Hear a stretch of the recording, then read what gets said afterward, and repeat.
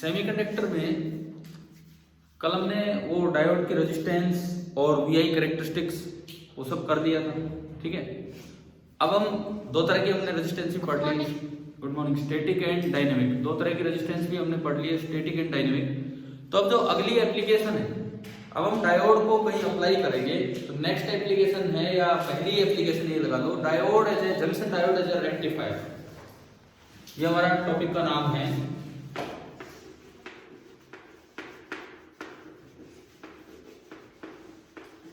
Junction diode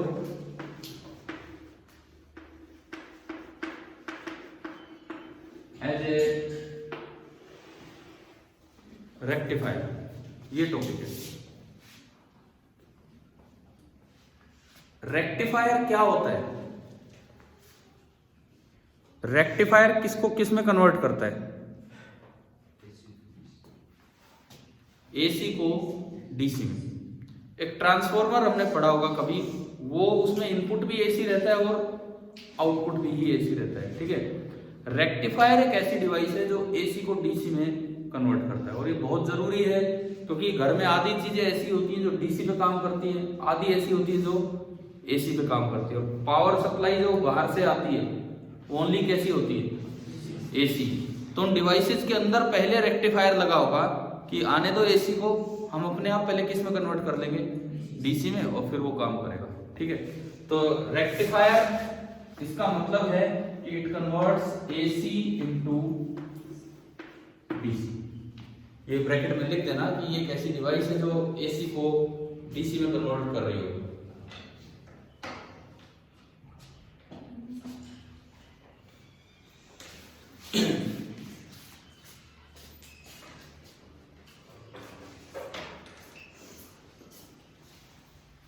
और एक diode क्यों रेक्टिफायर की तरह काम कर पाएगा? क्योंकि हमने शायद कल लास्ट में जाके ये पढ़ा था कि जो डायोड होता है वो भी एक वाल्व की तरह काम करने लग जाता है। फॉरवर्ड बाइसिंग में तो करंट ज्यादा होता है, रिवर्स में आपने पढ़ा होगा एक नेग्लिजिबल सा करंट बना था वीआई कैरेक्टरिस्टिक्स में।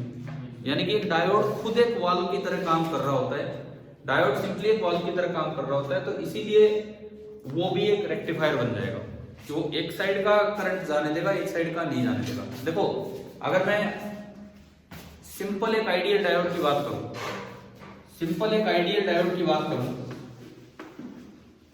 एक आइडियल डायोड, तो जो उसकी वीआई कैरेक्टरिस्टिक्स है,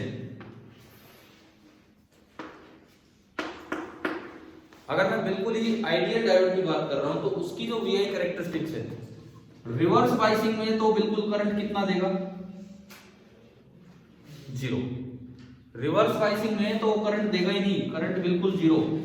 अगर आइडियल होता तो थोड़ा सा वो सैचुरेशन करंट देता, अभी कितना देगा? वो 0 देगा।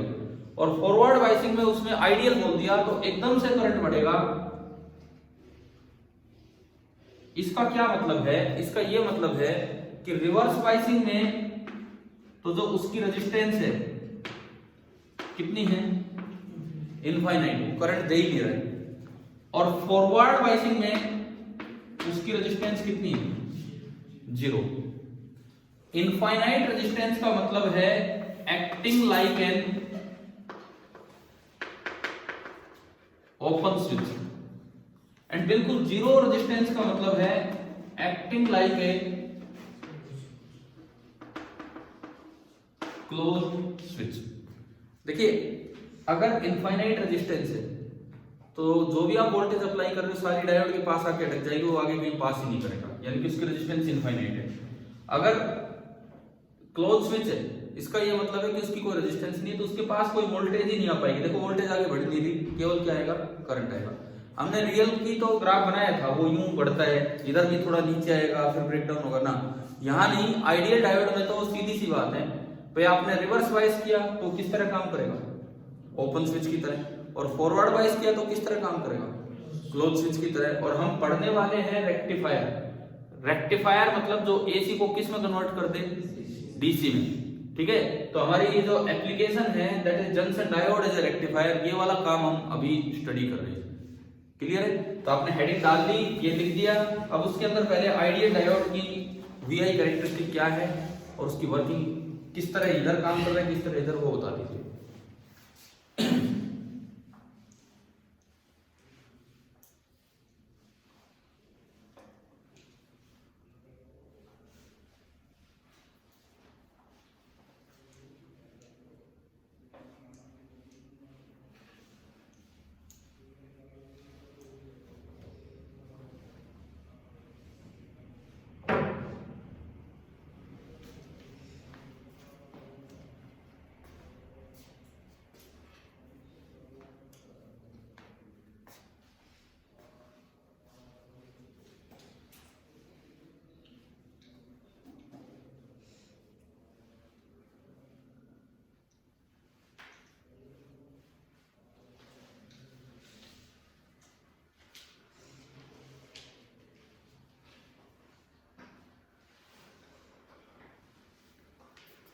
अब देखते हैं कि कैसे इसका यूज करें।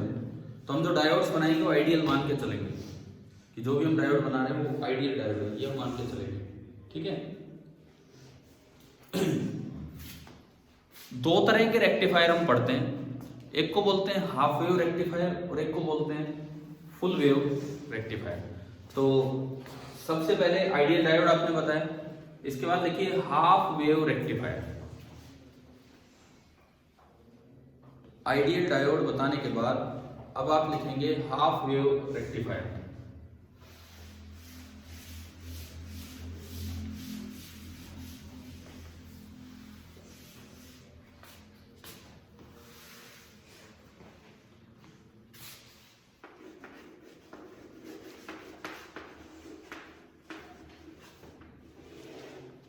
हाफ वेव रेक्टिफायर क्या होता है, इसमें देखो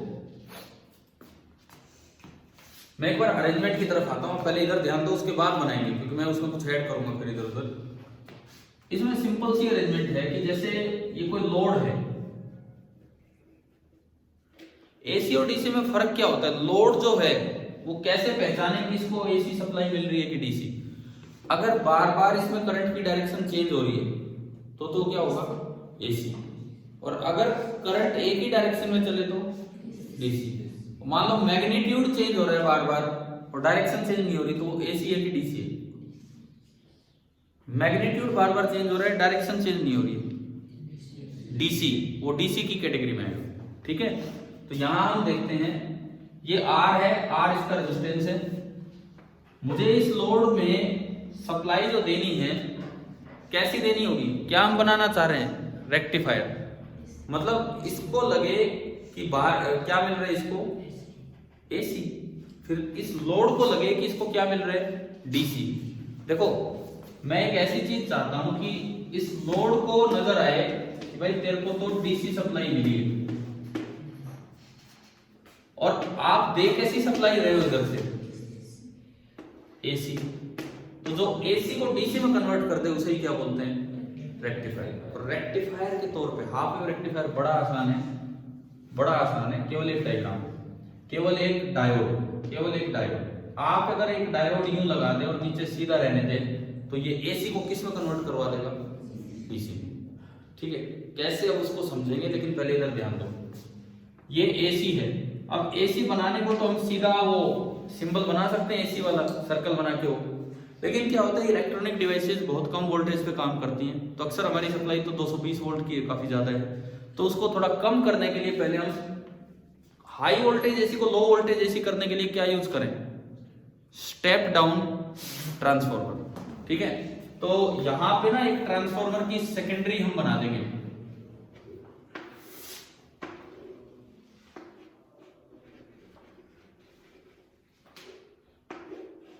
और ये कोई अल्टरनेटिंग सप्लाई है। अब दरअसल रेक्टिफायर तो ये है, ये जो पार्ट है दिस इज रेक्टिफायर, ये जो पार्ट है इससे इधर, ये तो क्या है, ट्रांसफार्मर। तो रेक्टिफायर का इनपुट ये नहीं है, रेक्टिफायर का इनपुट कौन सा है, जो कि ट्रांसफार्मर से है। ट्रांसफार्मर का जो आउटपुट है वो रेक्टिफायर के लिए क्या है, इनपुट है। क्या डायग्राम आ रहा है समझ यहाँ पे? ट्रांसफॉर्मर का जो आउटपुट है वो रेक्टिफायर के लिए क्या बन के जा रहा है? इनपुट बन के जा रहा है। ठीक है, अब देखो यहां से जो भी इनपुट आया, ट्रांसफॉर्मर इस तरह काम करता है जैसे वो म्यूचुअल इंडक्शन पे वेस्ट होता है ट्रांसफॉर्मर, म्यूचुअल इंडक्शन पे। तो किसी वक्त ये माइनस ये प्लस, तो ये प्लस होगा और ये minus, according to Lenz law ये उल्टे चलते हैं इस तरह से, ये माइनस ये प्लस, तो ये प्लस होगा और ये माइनस होगा, इस तरह चलते हैं। तो हमारे लिए पॉजिटिव सप्लाई में इसको बोल रहा हूं कि ये प्लस है ये माइनस है, उसको मैंने बोला कि ये इनपुट सप्लाई है इधर से। कैसा इनपुट है ये? एसी, क्योंकि बार बार इसके प्लस माइनस क्या होंगे? चेंज। देखो जब ट्रांसफार्मर के प्राइमरी में ये प्लस होगा ये माइनस होगा, तो ये माइनस हो जाएगा और ये प्लस, तो वो हो जाएगी नेगेटिव हाफ साइकिल। ठीक है, लेकिन मुझे तो इससे मतलब है कि भाई इसको क्या मिल रहा है, तो इसको जो सप्लाई मिलेगी वो केवल और केवल एक ही तरह की मिलेगी कि इसको ये हमेशा प्लस रहेगा और ये हमेशा क्या रहेगा? माइनस। ये फिक्स है, अभी देखेंगे हम कैसे। जबकि यहां प्लस माइनस बार बार क्या होते रहेंगे? चेंज। ये वेरी करेगा, ये भी वेरी करेगा, लेकिन these plus and minus they do not very, ये चेंज नहीं होंगे। आप बताओ क्या सर्किट डायग्राम समझ रहा है? वर्किंग अभी देखते हैं इसकी। हाफ वेव रेक्टिफायर कितना आसान सर्किट डायग्राम है। जो लोड है ये आर हमारा लोड है जिसको आप सप्लाई लेके देख रहे हो। जो भी लोड है उसको क्या करो, एक साइड बस एक डायोड लगा दो और कुछ नहीं करना। लेकिन कैसा डायोड माना हमने? Ideal diode. अभी स्टार्टिंग में बोला ना कि एक आइडियल डायोड, तो एक आइडियल डायोड आपने लगा दिया और कुछ नहीं करना। तो ये बनाओ आप इसका circuit diagram, half wave rectifier का सर्किट डायग्राम।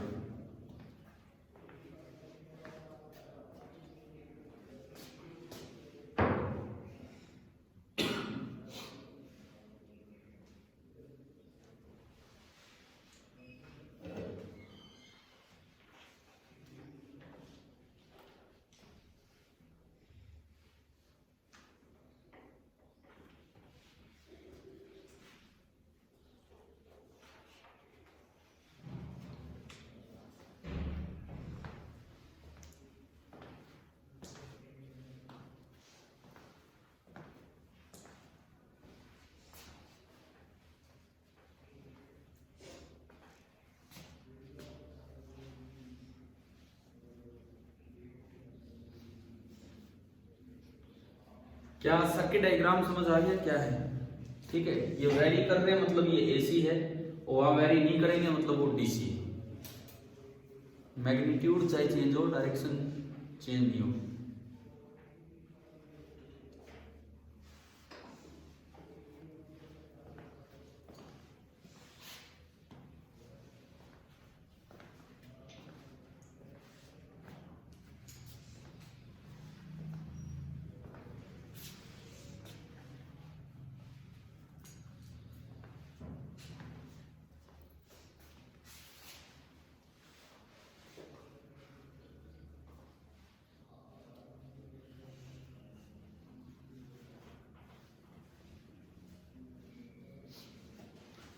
अब आते हैं इसकी वर्किंग की तरफ कि ये कैसे काम करेगा।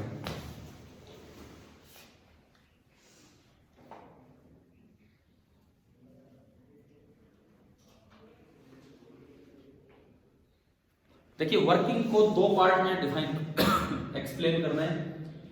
एक बार positive half cycle of input के लिए और एक बार negative half cycle of input के लिए।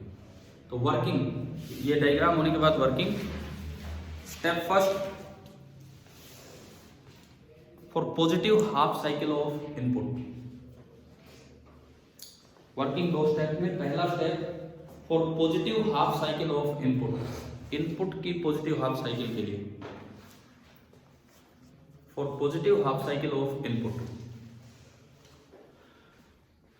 इसके लिए ये डायग्राम ठीक ठाक सा बना ही हुआ है।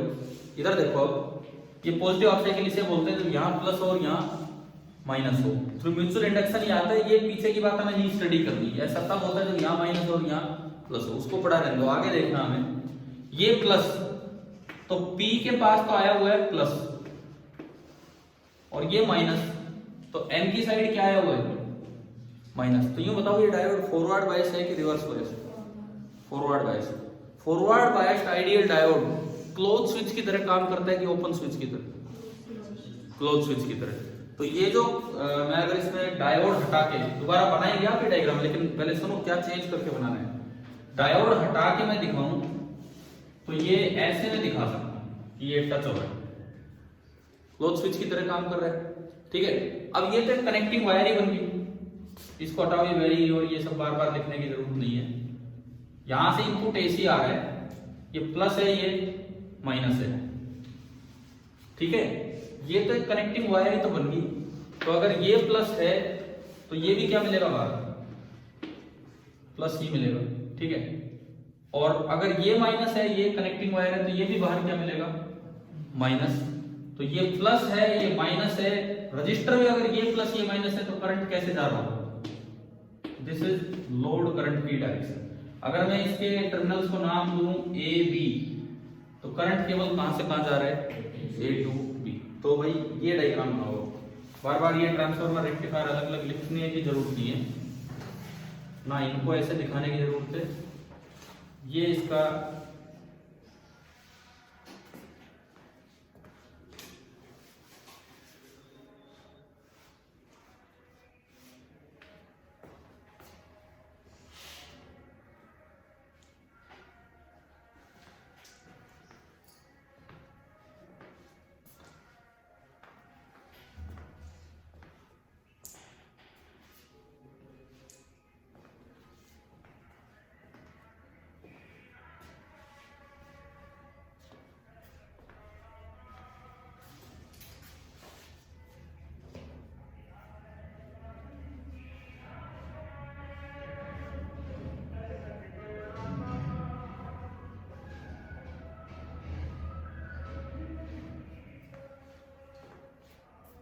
यहां पे ये लिख देना, बना दिया diagram.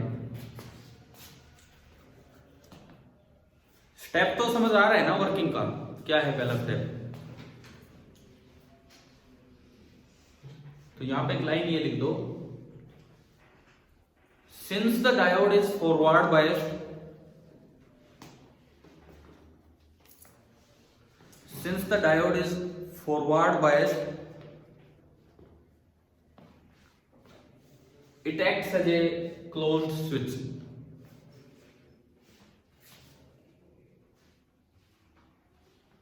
It acts as a closed switch and it conducts.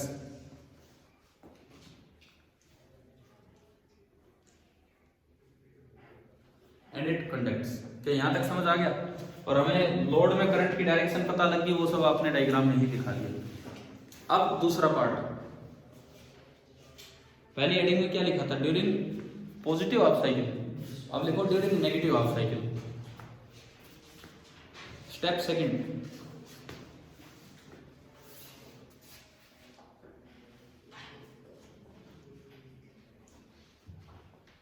अब क्या होगा देखो, स्टेप सेकंड में क्या चेंज होना है वो देखिए आप। ये माइनस ये प्लस, ऐसा तब होगा जब यहां पे ये प्लस हो और ये माइनस हो। मेरे लिए इनपुट ये नहीं है, रेक्टिफायर के लिए इनपुट कौन है? ये वाला है ये, ठीक है। तो ये तो माइनस प्लस पलट गए, तो ये तो एसी हो गया। अब देखो यहाँ जो डायोड था उसके पी पे तो नेगेटिव आ गया और एन की तरफ पॉजिटिव। तो फॉरवर्ड बायस है कि reverse bias? Reverse bias. Reverse bias ideal diode किस तरह काम करता है? ओपन स्विच की तरह।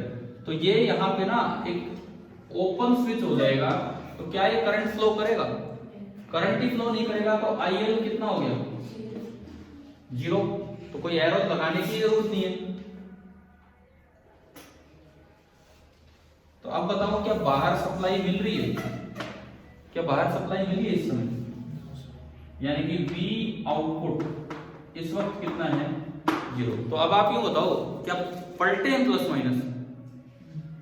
या तो ऊपर वाला प्लस ही रहेगा, नीचे वाला माइनस। मतलब या तो करंट A टू B ही जा रहा है, या करंट कितना हो रहा है? 0, या A टू B या 0। तो ये AC है कि DC है? DC। मैग्नीट्यूड ही तो चेंज हो रहा है, डायरेक्शन तो पलटे ही। तो पहले ये डायग्राम बना लो। दूसरा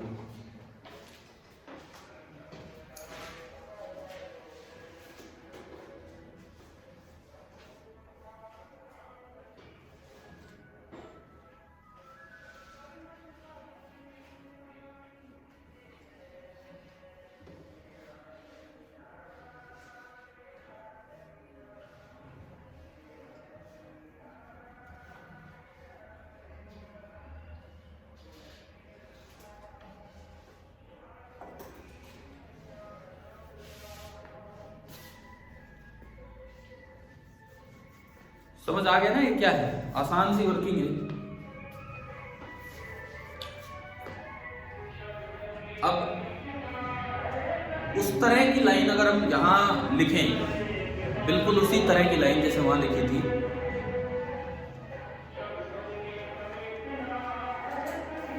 कूड़ा गाड़ी चली जाती है, उसके बाद बोलते हैं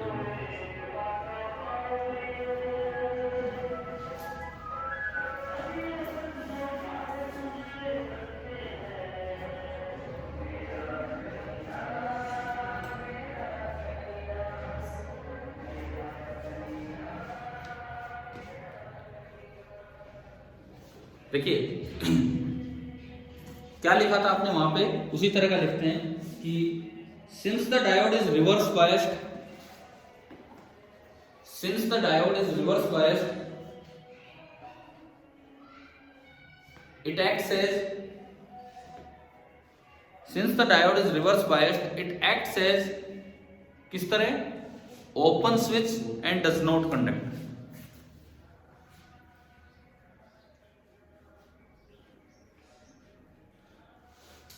यहां पे एक चीज को हम इग्नोर करते हैं for practical purpose, reverse biasing में भी एक हल्का सा माइक्रो एम्पियर का सैचुरेशन करंट आता है, परंतु वो ना के बराबर होता है और हम तो बिल्कुल आइडियल मान के ही चल रहे हैं। तो इसके आगे ये लिख दो, the reverse current can be ignored, the reverse current can be ignored for practical purposes, the reverse current can be ignored for practical purposes.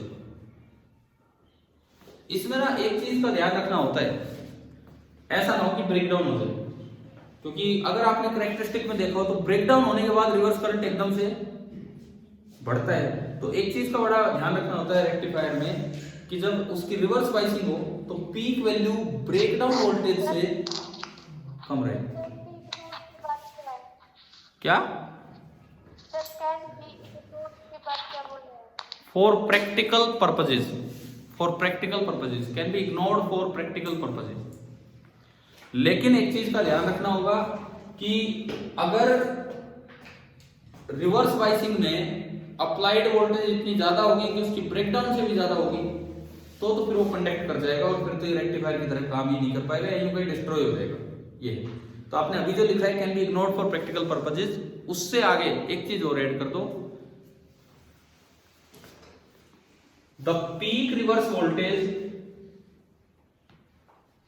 The peak peak reverse voltage appearing across the diode,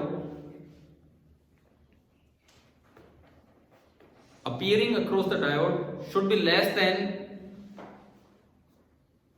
less than its breakdown voltage।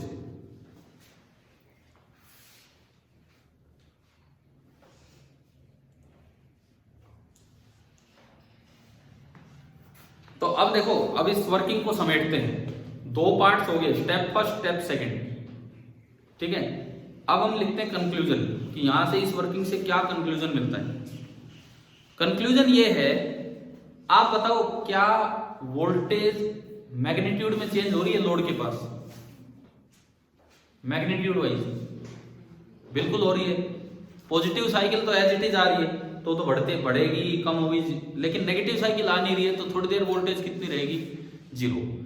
Magnitude में तो change हो रही है, लेकिन क्या direction plus minus पलट रहे हैं, नहीं पलट रहे हैं, तो इसका मतलब वोल्टेज रेक्टिफाई होगी है। रेक्टिफाई होने का मतलब है कि वो एसी की बजाय किस में कन्वर्ट होगी, डीसी में। तो कंक्लूजन में आप ये लाइन लिख दीजिए, आपकी बुक की लाइन है, मैं बोल रहा हूं यहां से, the output voltage, the output voltage comma though THOUGH, though still varying, change तो हो रही है, though still varying comma is restricted to only one direction, is restricted to only one direction, एक ही डायरेक्शन में रिस्ट्रिक्ट हो गई है, and is said to be rectified,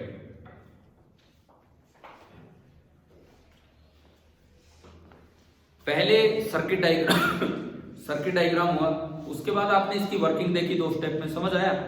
अब लिखो वेवफॉर्म डायग्राम। वेव और फॉर्म अलग अलग नहीं होता, पूरा एक वर्ड है ये, वेवफॉर्म डायग्राम।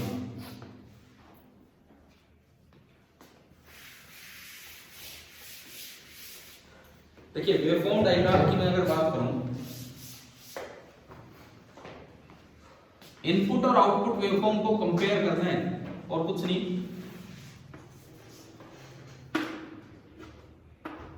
विद टाइम जो रेक्टिफायर पे इनपुट वोल्टेज आ रही है, रेक्टिफायर पे इनपुट वोल्टेज वो साइनसोइडल एसी की तरह होती है।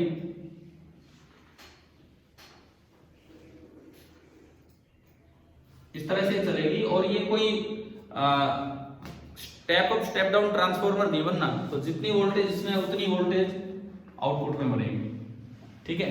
ये तो आपकी इनपुट वोल्टेज है। अब मैं बात करूं आउटपुट वोल्टेज जो लोड के पास मिली,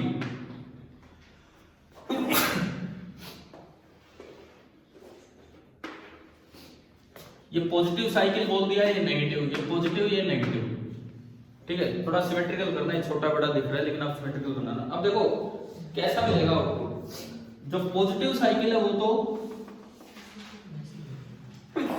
एज इट इज मिली है, पॉजिटिव साइकिल तो एज इट इज मिली है। और जिस वक्त ये नेगेटिव साइकिल आ रही थी, इसके पास वोल्टेज कितनी दिखेगी लोड पे? 0। अगेन जब पॉजिटिव साइकिल आएगी तो वो एज इट इज दिखेगी, और नेगेटिव साइकिल पे 0। ये है आपके वेवफॉर्म डायग्राम, ठीक है। ये वेवफॉर्म डायग्राम दोनों में।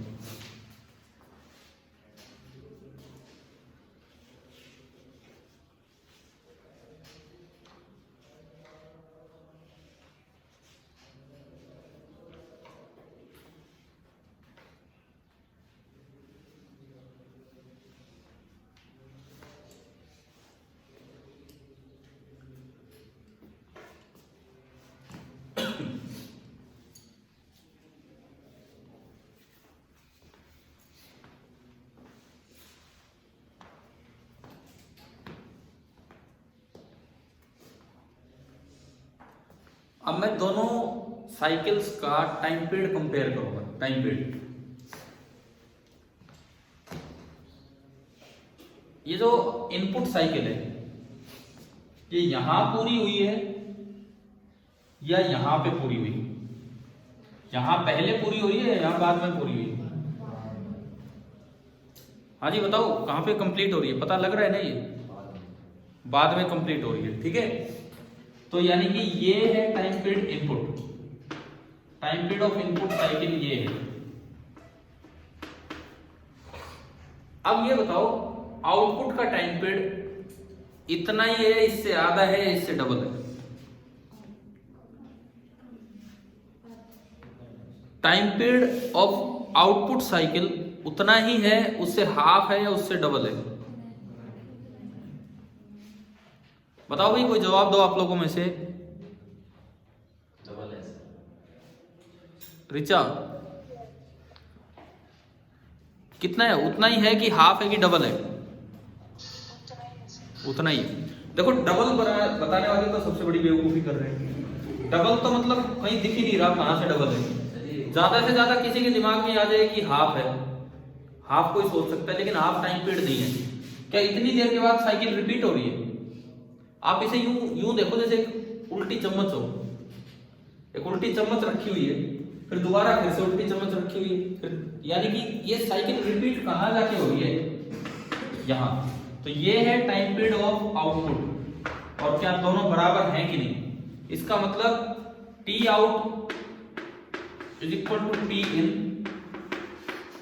अगर इसका रेसिप्रोकल करें 1/T out, that is 1/T in and 1/T frequency होता है। तो मेरे पास एक रिजल्ट आ गया कि हाफ वेव रेक्टिफायर में, क्योंकि इसमें आधी वेव रेक्टिफाई हो रही है इसलिए हाफ वेव बोल देते हैं, हाफ वेव रेक्टिफायर में आउटपुट फ्रीक्वेंसी और इनपुट फ्रीक्वेंसी दोनों बराबर होती है। हाफ वेव रेक्टिफायर में आउटपुट और इनपुट फ्रीक्वेंसी दोनों वैल्यूज बराबर होती हैं। ये मेरा रिजल्ट आ रहा है यहां से।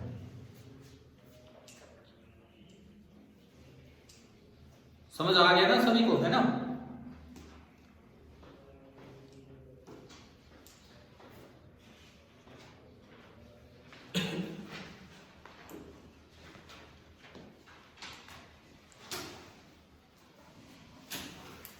अब हम चलते हैं फुल वेव रेक्टिफायर पे। इसके बाद हाफ वेव रेक्टिफायर के बाद next heading full wave rectifier.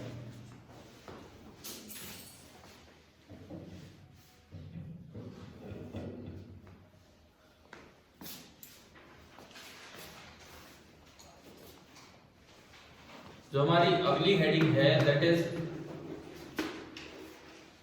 Full wave rectifier. बन गई होंगी वेवफॉर्म्स।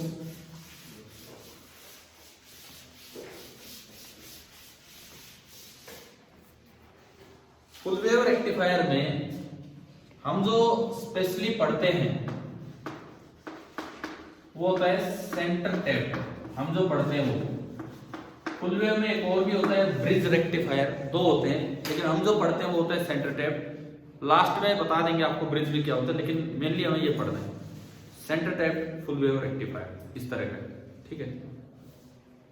वैसे क्या हुआ, पिछली साल जो सीबीएसई एक सैंपल पेपर देती है, सैंपल पेपर एक देती है ना फाइनल बोर्ड एग्जाम से पहले हर सब्जेक्ट का, तो उसमें वो ब्रिज रेक्टिफायर दे रखा, पता नहीं गलती से दे दिया या कैसे क्या दे दिया, उसमें ब्रिज रेक्टिफायर दे रखा, जबकि ब्रिज है नहीं सिलेबस में, ना बुक में है आपके ना उसमें, लेकिन लास्ट ईयर ही ऐसा हुआ कि वो ब्रिज वहां पे मेंशन कर रखा था या सर्किट डायग्राम बना रखा था, जो भी था।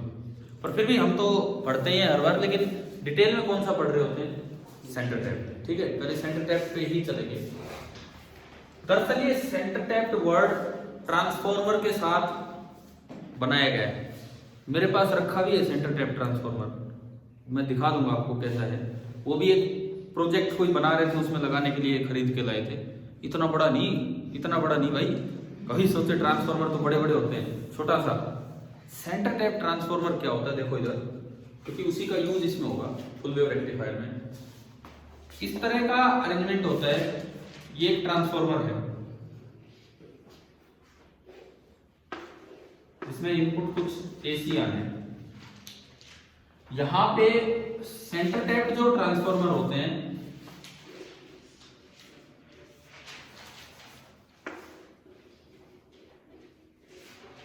उसमें सेकेंडरी साइड दो नहीं बल्कि 3 वायर निकली होती, एक बिल्कुल सेंटर से, एक सेकेंडरी कॉइल्स के बिल्कुल सेंटर से, इसीलिए इनको बोलता है सेंटर टैप ट्रांसफॉर्मर, ठीक है। अब जो कैसे पहचाने हम कौन सी सेंटर से आ रही है, जैसे 2 ब्लैक कलर में निकाल दी तो एक ग्रीन कलर में, तो यूं तो पता ही लगता हो, तो 3 वायर क्यों आती दिखेंगी, तो 2 का कलर एक जैसा मिलेगा और तीसरे का कलर अलग मिलेगा। ये होता है सेंटर टैप ट्रांसफॉर्मर, ये होता है, ठीक है। अब देखो इसमें क्या अरेंजमेंट किया जाता है, दो डायोड यूज करते हैं, 2 डायोड यूज करते हैं, एक नहीं 2। एक डायोड यूं लगाया मैंने, मैं इसको नाम दे रहा हूं D1, तो एक डायोड नीचे लगाया और इसको मैंने नाम दिया क्या, D2, ठीक है। अब जब एक प्रोजेक्ट बनाया था बच्चों ने, पायलट प्रोजेक्ट नाम रख दिया था, वैसे ही पायलट प्रोजेक्ट नाम उसका रख ही दिया था, तो चलो वो तो पीजो इलेक्ट्रिसिटी पे बेस्ड था। तो मैं बता रहा हूँ उसका सर्किट ये बनवाने का काम मैंने किया था। वैसे तो प्रोजेक्ट वो मेरे गाइडेंस में ही बना था वहां पे कॉलेज में, तो जो सर्किट बनाया था तो उसमें क्या किया था, देखो मैं आपको सर्किट की तरह ही दिखाता हूँ। एक डायोड लगाया, एक डायोड और लगाया, दोनों डायोड्स का जो ये एन वाली साइड थी, एन वाली साइड, उन दोनों की कर दी आपस में सोल्डरिंग। सोल्डरिंग वर्ड सुना है?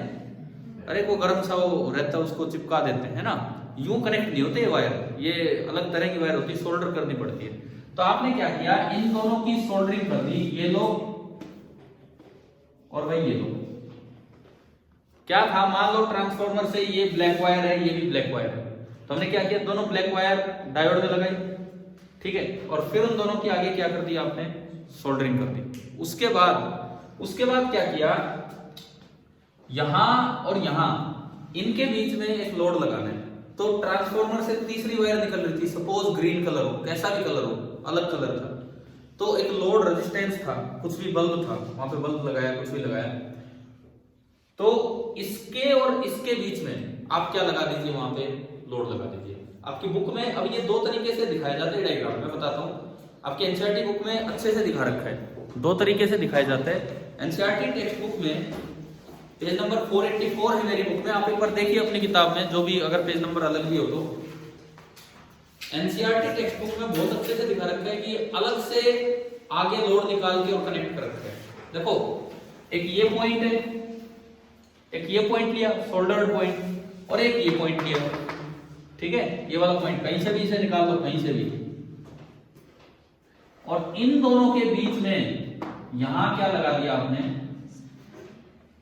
लोड लगा दिया R या RM। और अक्सर अक्सर ऐसा होता है कि इस पॉइंट की अर्थिंग की जाती है, जो सेंटर टैप पॉइंट होता है, बुक में दिखा रखी है अर्थिंग, दिखा रखी है ना, इसमें ना भी दिखाए तो फर्क नहीं पड़ता। अच्छा इन्होंने नीचे दिखा दी, बात एक ही है, ठीक है। तो आप देखो क्या ये डायग्राम समझ आ रहा है, ये थोड़ा ज्यादा अच्छा डायग्राम है। कारण क्या है कि इसमें अलग से दिखता है कि भाई यहां से लेके यहां तक, यहां से लेके यहां तक ये क्या चीज है, रेक्टिफायर, ये है रेक्टिफायर। इसमें आप यहां से इनपुट दोगे एसी, और बाहर आउटपुट कैसा मिलेगा, डीसी। इसके प्लस माइनस फिक्स हो जाएंगे। अगर मैं इसको ए बी नाम दूं तो इसमें एक ही डायरेक्शन में करंट फ्लो करेगा, ए टू बी। और फुल वेव इसलिए बोलते हैं कि पिछली बार तो आधी वेव खराब हो रही थी, इस बार दोनों वेव यूज होगी और फिर भी करंट की डायरेक्शन चेंज नहीं होगी। अच्छा इसी डायग्राम को कुछ बुक्स में कैसे बना दिया जाता है, वो कंफ्यूजिंग हो जाता है फिर बच्चों के लिए कि लोड कहां गया है, लोड तो बाहर दिखाना चाहिए। देखो ये पॉइंट मान लो कोई भी पॉइंट है, ये एक अलग पॉइंट है, तो अगर ये बी है तो ये भी बी है, कनेक्टिंग वायर वही चल रही है, ये ए है तो ये भी ए है, और लोड किस किस के बीच में लगा हुआ है, ए और बी। तो बहुत बार बुक्स में ना ये यहां दिखा देते हैं, बच्चों को याद रखना आसान होता है, वो बोले 3 ब्रांच दिखानी है, ऊपर डायोड, नीचे डायोड और बीच में लोड, परंतु वो समझने में वैसे दिक्कत होती है। फिर वो लोड यहाँ बीच में क्या कर रहा है, लोड तो कहाँ होता है, लास्ट में ही होगा ना रेक्टिफायर के बाद। अगर आप बीच में लोड दिखाओगे तो आप बताओगे डायग्राम में यूं दिखा पाओगे, कहाँ रेक्टिफायर और कहाँ लोड है, दिखाई नहीं पाओगे। फिर भी वो गलत नहीं है, तो अगर किसी किताब में यहां मिल जाए तो भी बात एक ही है, पर ज्यादा बेटर होता है ये तरीका, ठीक है। करने वही 3 काम है, circuit diagram, working half cycle, first half, second half, and then waveform diagram. कीजिए तो स्टार्ट कीजिए, आप सर्किट डायग्राम बनाइए इसका सर्किट डायग्राम।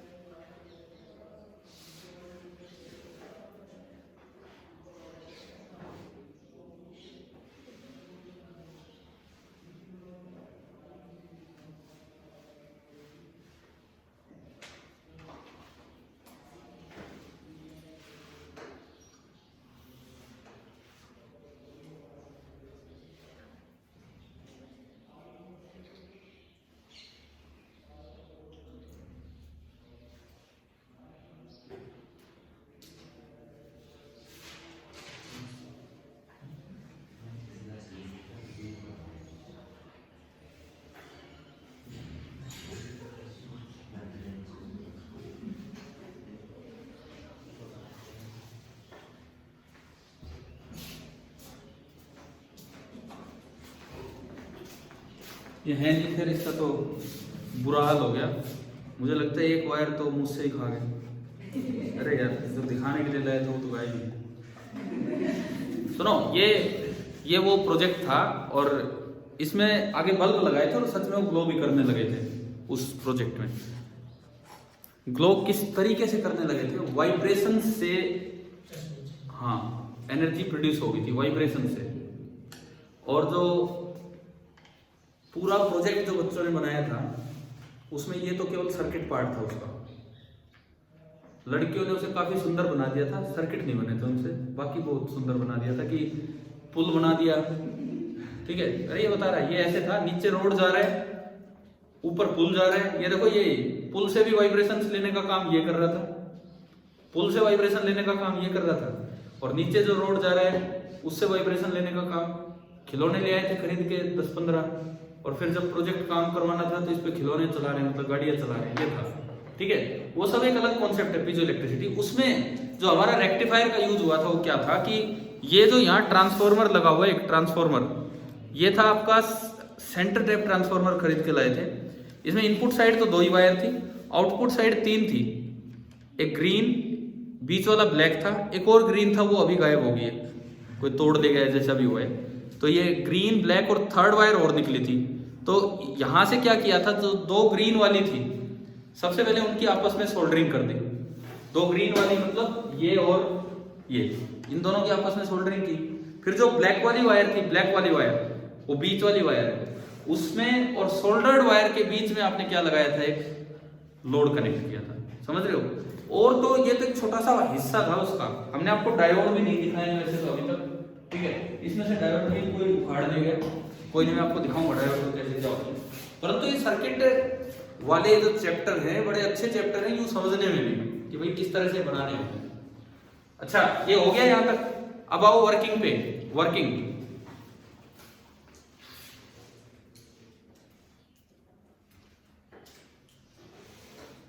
बड़ी आसान वर्किंग है। एक बार step first, during positive half cycle. पहला स्टेप है ड्यूरिंग पॉजिटिव हाफ साइकिल।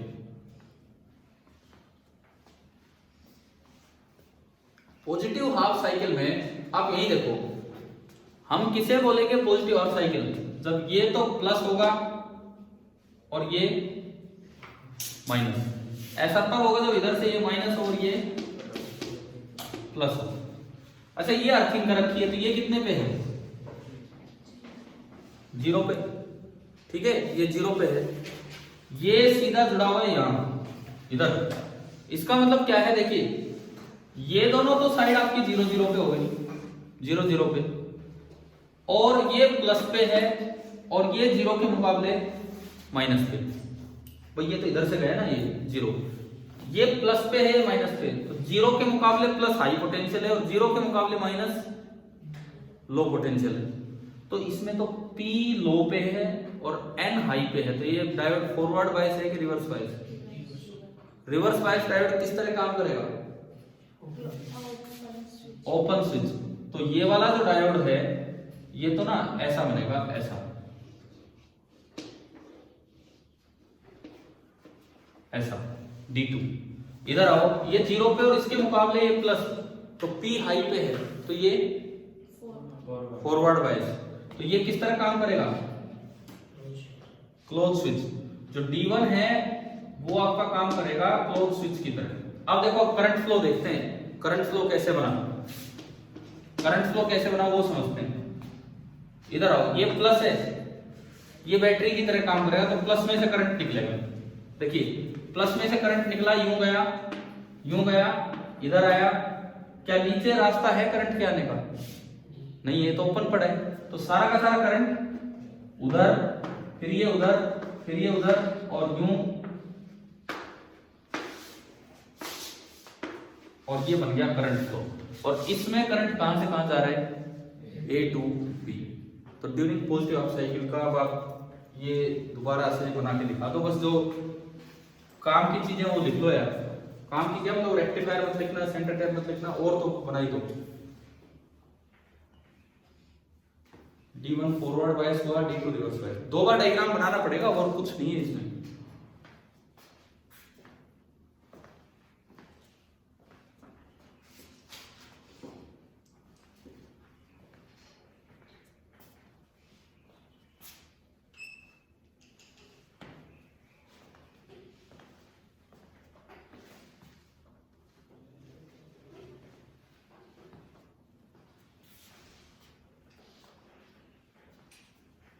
ये जो प्रोजेक्ट था, ये पायलट प्रोजेक्ट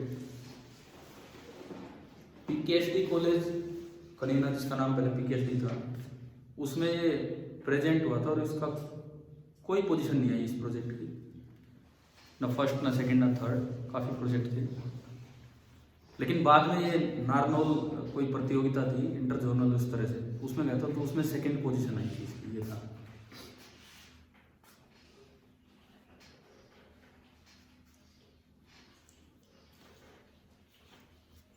ठीक है भाई, बताओ क्या फर्स्ट पार्ट समझ आ गया? एक्सप्लेन क्या करना है बस हमें दिख ही रहा है। D1 फॉरवर्ड वाइस है तो वो क्लोज स्विच है, ये रिवर्स वाइस है तो ओपन। बोर्ड में आए तो एक्सप्लेन कर देना, इनको अपनी समझ में आना चाहिए क्या हुआ है। मेन बात है कि ए बी में करंट अभी कैसे जा रहा है, A टू B, लोड में करंट की डायरेक्शन। अगर ये डायग्राम हो गया है तो अब लिखेंगे ड्यूरिंग, स्टेप सेकंड पे हम आए, ड्यूरिंग नेगेटिव हाफ साइकिल। अगर ये डायग्राम हो गया है तो during negative half cycle, step number second,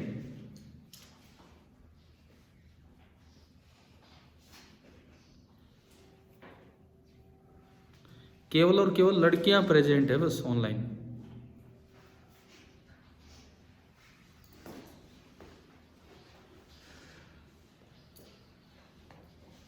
तो सेक्शन भी लड़कियों का ही ज्यादा है। देखिए स्टेप सेकंड पे हम आते हैं।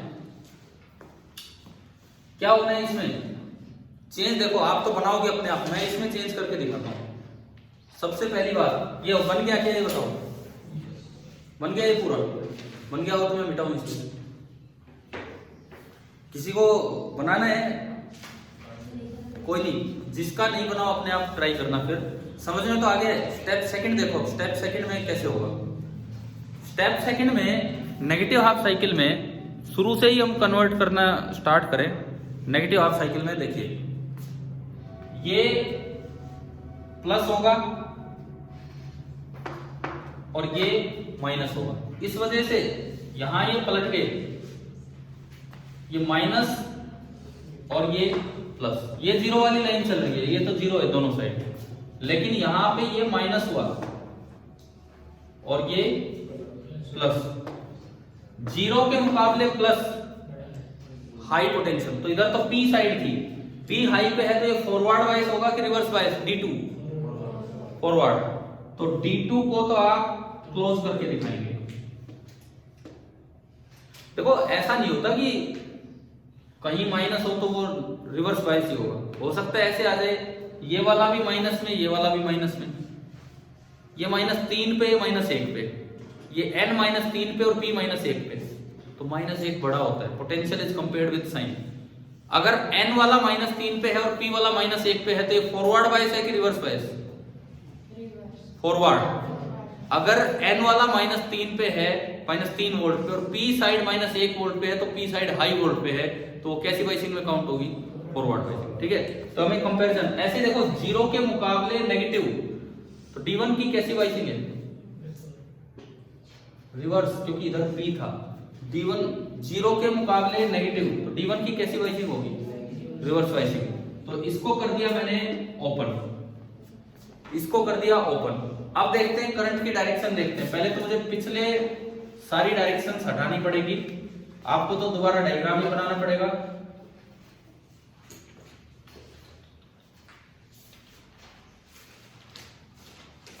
मैं एक बार पहले डायरेक्शन हटा के फिर दोबारा से स्टार्ट करते हैं। देखिए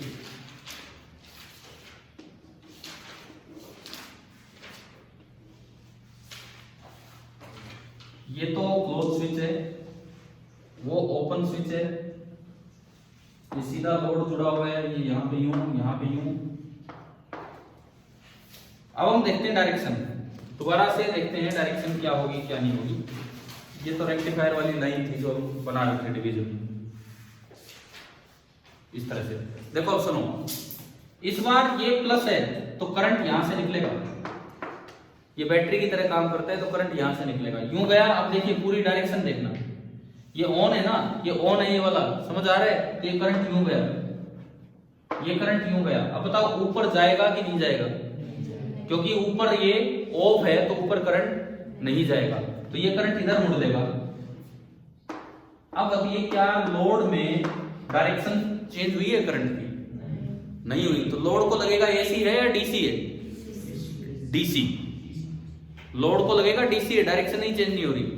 तो ये करंट देखो भी देखें भी पूरा भी होगा कि नहीं, ये यहां जा रहा है, यहां जा रहा है, यहां कनेक्टेड है, यहां गया, उसके बाद यहां गया, फिर ऊपर नहीं, ऊपर तो ओपन है, और ये नीचे आ गया और ये पूरा फ्लो बन गया। अब बताओ क्या डायरेक्शन बन गई पूरी?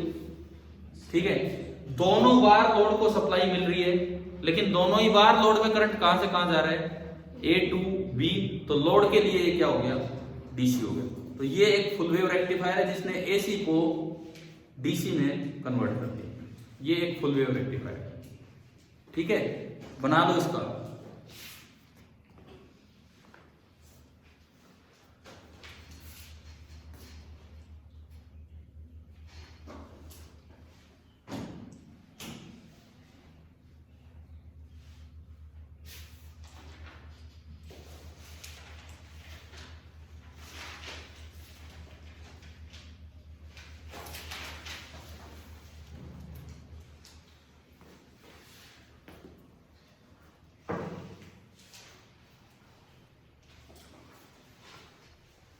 और ऐसे ही इसमें भी लिखेंगे कंक्लूजन लास्ट में, 2 स्टेप्स होने के बाद। अगर ये कहीं सब्जेक्टिव पेपर में आते हैं, आने के चांसेस होते हैं, तो यार सर्किट डायग्राम ढंग से बनाओगे इतने अच्छे नंबर मिलते हैं। एरो अच्छे से लगाना, और पिछले में भी और इसमें भी दोनों बार लोड के पास में दिखा दो, ये प्लस है और ये माइनस है। दोनों ही बार आप लोड के बाहर, दोनों ही बार आप लोड के बाहर दिखा दो, पिछले में भी और इसमें भी, कि हर बार उसके लोड के प्लस माइनस चेंज नहीं हो रहे। पिछले में अगर नहीं दिखाया था तो वहां दिखा देंगे। और दरअसल ये भी आउटपुट है, ये भी आउटपुट है जिसके की प्लस माइनस चेंज नहीं हुए। ये है।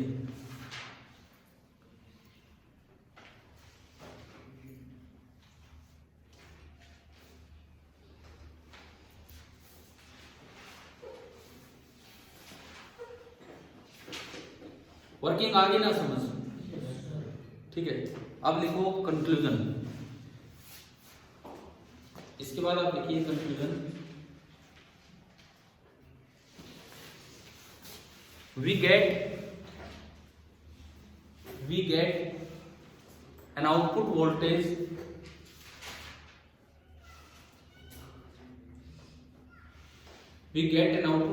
during the positive as well as negative half cycle of input voltage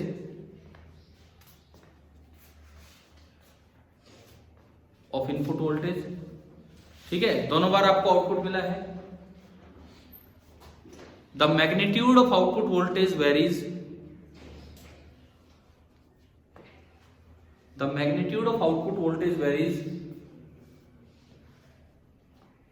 but its direction remains the same.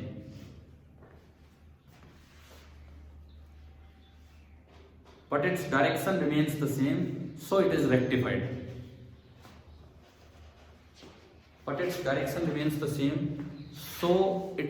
rectified. इसका मतलब ये रेक्टिफाई होगी, मतलब वो कन्वर्ट होगी ये डीसी। पहले सर्किट बनाया, फिर 2 पार्ट में वर्किंग होगी, कंक्लूजन हो गया, और आखिरी काम वेवफॉर्म डायग्राम।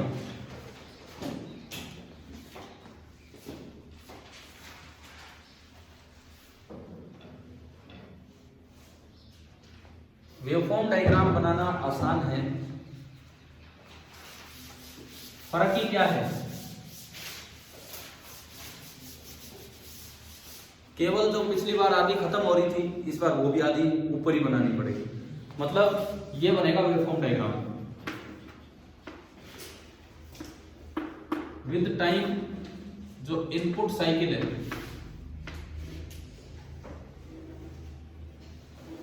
ऐसी थी, तो जो आप आउटपुट साइकिल बनाएंगे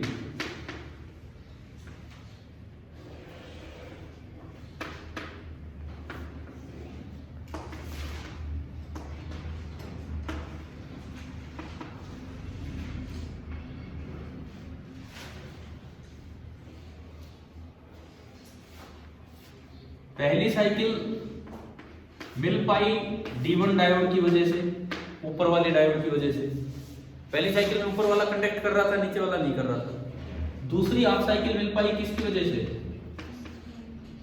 D2 की वजह से। इस तरह से रिपीट होते रहते हैं, एक D1 की वजह से मिल जाती है, एक D2 की वजह से।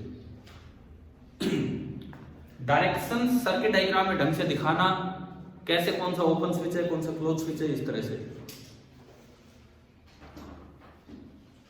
और अब मैं टाइम पीरियड को कंपेयर करूं, इसका टाइम पीरियड तो यहां तक है, T इनपुट। अब बताओ आउटपुट साइकिल का टाइम पीरियड उतना ही है, आधा है, डबल है? आधा है। बिल्कुल क्लियर दिख रहा है इसमें कि ये यहीं पे एक साइकिल पूरी हो रही है, वही रिपीट हो रही है। तो दिस इज T आउटपुट। तो हाफ वेव नहीं, फुल वेव में T output is half of T input. आपने रेसिप्रोकल लिया, 1/T output is 2 times 1/T input. और 1/T आउटपुट क्या होता है? फ्रीक्वेंसी, यानी कि frequency of output voltage is equal to 2 times frequency of input voltage. तो फुल वेव रेक्टिफायर में फ्रीक्वेंसी डबल हो जाती है, जबकि हाफ वेव में फ्रीक्वेंसी सेम थी। रेक्टिफायर क्या होता है, कि यहां तक समझ आया कि नहीं है? ठीक है। अब एक बार एनसीईआरटी एक्सरसाइज में चलिए।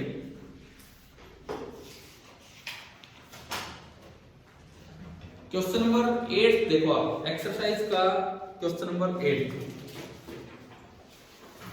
क्या रेक्टिफायर का है क्या? 8।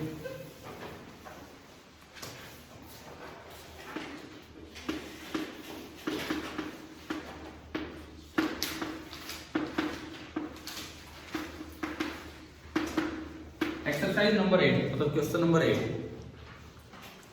एक बार देखिए अपनी किताब में क्या है।